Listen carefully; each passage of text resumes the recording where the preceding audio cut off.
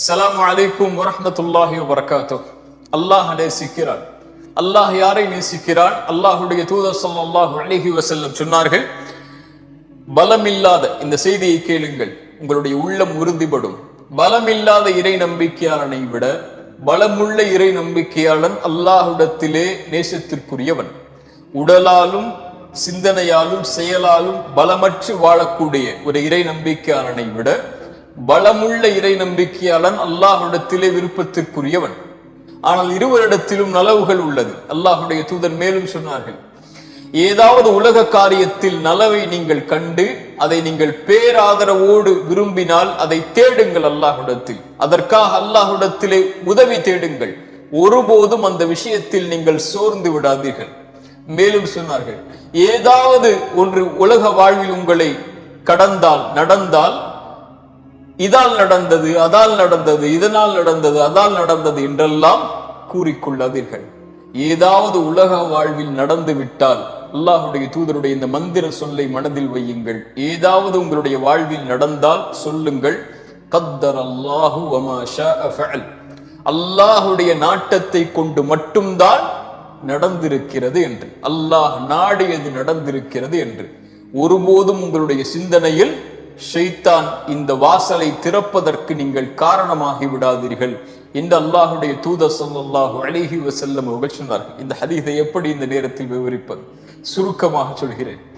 பலமில்லாத வாழ்வில் ஏதாவது சோதனைகள், சிரமங்கள், கஷ்டங்கள், பிரச்சனைகள், தொழிலில் தோல்வி, செல்வத்தில் தோல்வி, அல்லது அவன் விரும்பிய பெண்ணை திருமணம் முடிக்கவில்லை, அல்லது விரும்பிய ஒரு மணமகனை திருமணம் முடிக்கவில்லை, அல்லது நோய், அல்லது இழப்புகள், அல்லது உயிரிழப்புகள், இப்படி வாழ்வில் எது நடந்தாலும், அல்லது கல்வியில் தோற்றாலும், ஒரு விளையாட்டில் தோற்றால் கூட இன்றைய காலத்தில் பலரை பார்க்கிறோம், இருளில் உட்கார்ந்து கொண்டு அழுது கொண்டு, ஐயோ இப்படி நடந்து விட்டது, எப்படி வெளியேறப் போகிறேன், எப்படி வாழப் போகிறேன், எதற்கு எனக்கு இந்த உலக வாழ்க்கை என்று புலம்பிக் கொண்டு கண்ணீர் மலையில் மூழ்கிக் கொண்டு இன்னும் பலர் கோழைகளாக மாறி உயிரையே மாய்த்து கொள்ளக்கூடிய மனிதர்கள் வாழக்கூடிய இந்த உலகில் எது நடந்தாலும், எதை வாழ்வில் சந்தித்தாலும், எந்த இழப்புகளை, தோல்விகளை வாழ்வில் கொண்டாலும், தங்களுடைய சிந்தனையாலும், உடலாலும், மனதாலும்,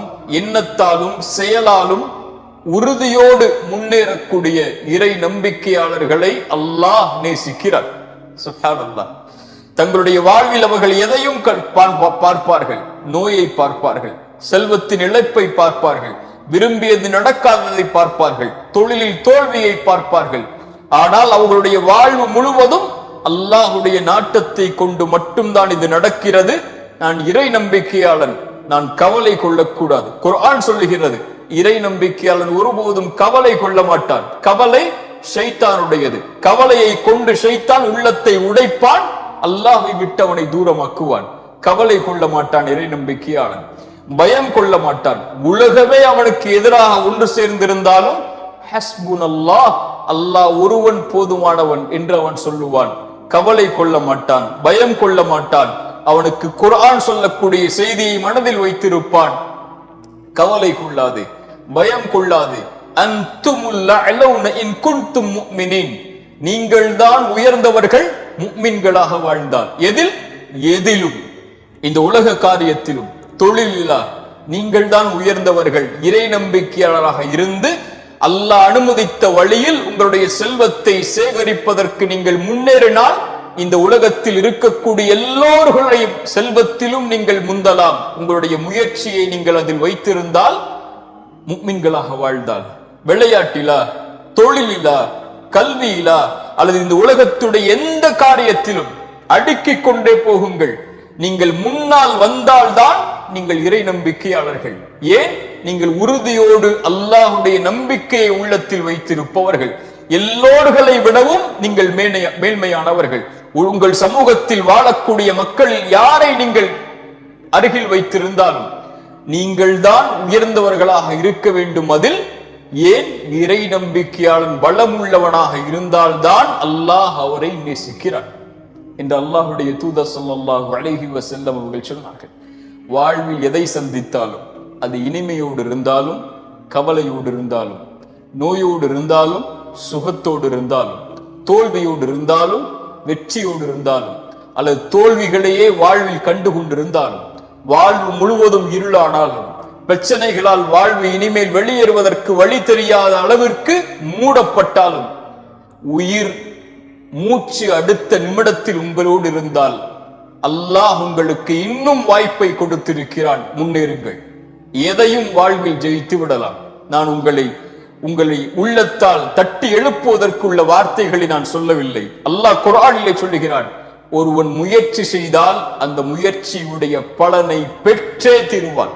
அது உலக காரியத்திலும் சரி, மறு உலக காரியத்திலும் சரி. இந்த உலகத்தில் இருக்கக்கூடிய மனிதர்கள் முடிவை பார்க்கக்கூடியவர்கள். வெற்றி அடைந்தாயா என்பதைத்தான் பார்ப்பார்கள்.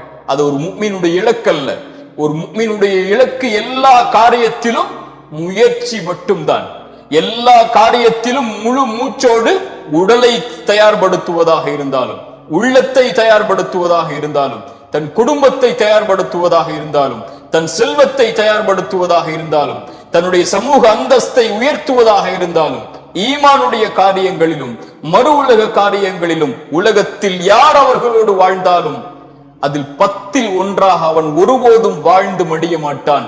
உலக வாழ்வில் இருந்து அவன் கண்ணை மூடும் போது எல்லோர்களை விடவும் அல்லாஹ்விடத்தில் நான் மேன்மையானவனாக, இறை நம்பிக்கை கொண்ட பலமான உறுதியோடு வாழக்கூடிய, அல்லாஹுடைய கதரை உள்ளத்தாலும் உடலாலும் மனதாலும் ஏற்று வாழக்கூடிய இறை நம்பிக்கையாளனாகத்தான் அவன் வாழ்ந்து மறைவான் என்று இருக்கக்கூடிய இறை நம்பிக்கையாளர்களை அல்லாஹ் நேசிக்கிறான்.